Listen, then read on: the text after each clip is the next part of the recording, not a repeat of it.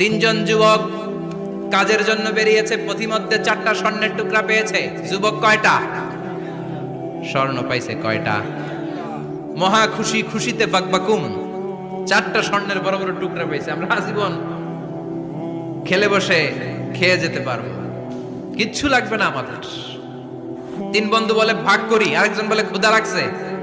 একজন যা বাজার থেকে রুটি কিনে নিয়ে আয়, খাওয়ার পরে ভাগ করবো। একজন রুটি কিনতে গেল, শয়তান দুইটারে বুঝায়, ওইটারে মারতে পারলে ভাগ বটোয়ারা সহজ হবে। তোরা দুইজন স্বর্ণ 4টা, তুই নিবি 2টা, ও নিবে 2টা। হিসাব সহজ না? দুই বন্ধু প্ল্যান করছে, ওইটারে মাইরা তুই 2টা, আমি 2টা।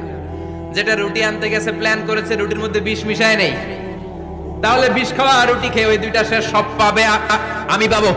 ভাগাভাগির কিছু নাই, সব যাবে আমার কাছে। 4টা স্বর্ণের টুকরার মালিক আমি। রুটির মধ্যে বিষ মেখে নিয়ে এসেছে। ওই দুই বন্ধু প্ল্যান অনুযায়ী ওইটারে ধরে মেরে ফেলছে।